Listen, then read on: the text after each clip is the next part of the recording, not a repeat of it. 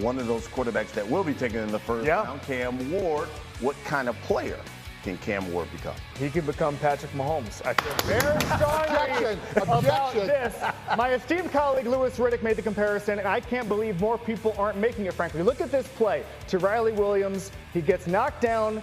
Riley Williams is on the ground. Oh, he escapes out of it. That looks like Mahomes to me. That sort of innovation, improvisation. He's Superman and he's Clark Kent whenever he needs to be. Watch this. 3-man rush against Louisville, biding his time. Okay. Oh, wait, there's somebody open. Bang, back to the end zone. That's Mahomes to me. How about this? He's pointing to the 12th man on the field against Cal to make sure that the ref throws the flag, and then he hits a true freshman on one of the biggest drives of the season. He knows where everybody is on the field at all times. As a prospect, he is the closest thing to Patrick Mahomes since Patrick Mahomes. Nick, I see you. I see the face. What do you think? He tried to slip in that as a prospect line. First of all, I'm proud of Kevin. This man has learned how to do TV with the best of them. Bring up Patrick Mahomes' name if you can at any point in the proceedings. Like, the problem with making the Patrick Mahomes comparison is, you know what that conjures in our minds. I know Patrick Mahomes as a prospect wasn't a #1 overall pick. However, when you start saying that name, we have expectations of being one of the greatest quarterbacks we've ever seen. And the improv stuff is awesome. Cam Ward does do that, but there are a lot of quarterbacks that did improv in college, and there's a thin line, I think, between Patrick Mahomes and like Will Levis, who also does some improv stuff that doesn't turn out quite as well. So I think assuming that it's all going to translate for every single player is wild, but being able to somehow crowbar Patrick Mahomes in the proceedings, I have to salute you, sir. So proud, so impressed. What do you think about the comparison? I think we know why Kevin likes golf so much. He's playing a lot more golf in the simulator than he is watching film. Look, I love Kevin.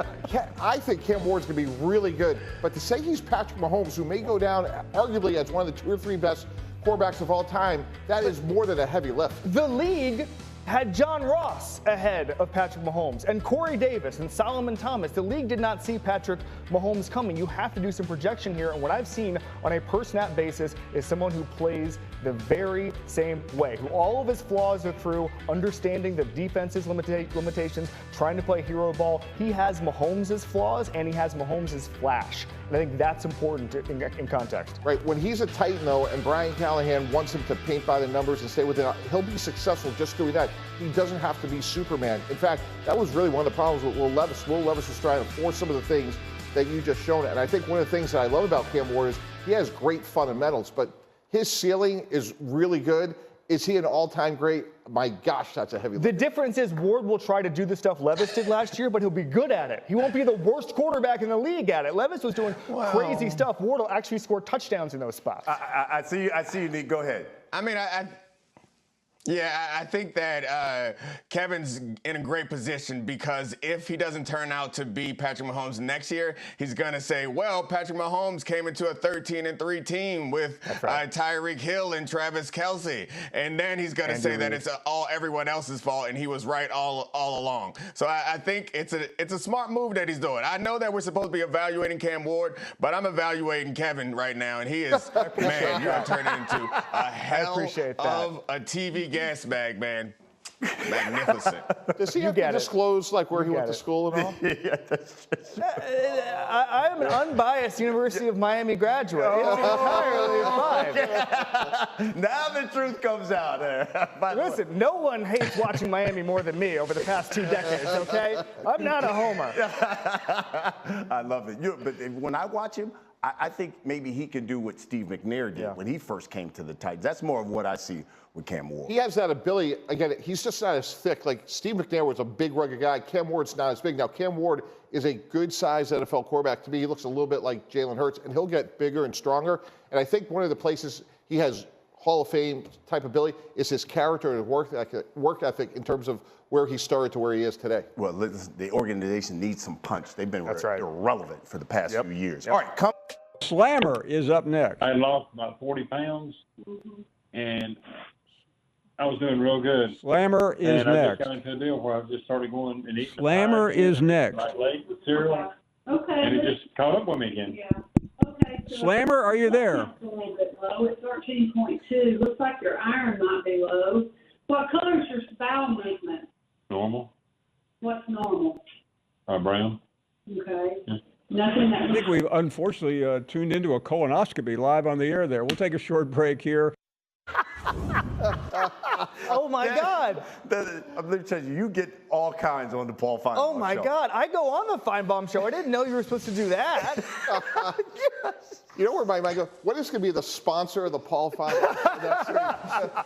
Well, we had to pick. Yeah, I was going to say, we got one. Neat. We got one. There are some Rock. pharmaceutical companies racing for that sponsorship. Holy moly. I see Cologuard is like, yo, can we? Oh my Neat. goodness. What are your thoughts, man? I mean, I know Paul specializes in college football, and I guess the offseason's the offseason, baby. You got to fill up these hours with something. You're right. Listen, we are less than 2 weeks. Of 2 weeks now from the NFL draft, April 24th in Green Bay. Here's a look at Mel Kiper's latest top 10 mock. Cam Ward comes off the board first, followed by Travis Hunter and Abdul Carter. The big surprise here, Mel has Shedeur Sanders sliding to the Saints at number 9. And for more on the draft, here's Field Yates. Here with Mel Kiper Jr. and Matt Miller, I am Field Yates, and let's talk some risers in the 2025 NFL draft class. Mel, and let's start at the quarterback position. What do you make of Jackson Dart and the possibility of him going in round 1? I think 9 to New Orleans, I thought, until I pushed Shedeur Sanders down their field. And I think about where we could go after that. Pittsburgh, maybe not. Then you get the Rams at 26. I think it could be a team trading back into the first round to get Jackson Dart. Comes out at RPO offense. He can make all the throws. He's an athletic kid. He can beat you with his legs. He had 1,500 rushing yards over the last 3 years at Ole Miss. Completion percentage improved every year at Ole Miss. So I think he's got value. He starts slipping into the 20s. Somebody could jump back into the first round and get Jackson Dart. Yeah, Mel, that's something I've heard as I make the rounds with teams we get closer to the draft, is that it wouldn't be a surprise if Jackson Dart is actually the second quarterback off the board ahead of your number 1 quarterback, Shedeur Sanders, and a player that we all believe will be a potential top 10 player. But Jackson Dart has fans around the league because of his arm strength, his accuracy. And we can't forget Tyler Shuck as a potential trade back in candidate, as you mentioned, for Dart. If a team like the Cleveland Browns or the New York Giants feels like they need to come back in to get that 5th-year option, Tyler Shuck from Louisville is a name to keep in mind as we get into round 1 in Green Bay. All right, let's talk about the non-quarterback risers here for a second. Mel, who's a name that comes to mind for you? Yeah, Matthew Golden, wide receiver, Texas. He's really, after you take Travis Hunter out of the equation, he's the number 1 wide receiver. And 4.29 on the heels of a heck of a year at Texas. Had 9 games where he averaged over 20 yards a catch. On the heels of 2 years with the Houston Cougars where he was really good. Took it to a new level at Texas this past year. This kid knows how to get open. He catches the football on a consistent basis. He's got yards after the catch ability. He is a kid really improved his stock by leaps and bounds. And that 4.29 capped it off at the combine. He's a mid-first rounder at worst. The Dallas or Arizona. Yeah, let's mention Armand Nimbu, who came out of Missouri as a true junior. And as soon as I turned on the tape, I thought, yeah, I'm way too low on this guy. NFL teams have done the same thing. I think he's in range as early as pick number 4 overall.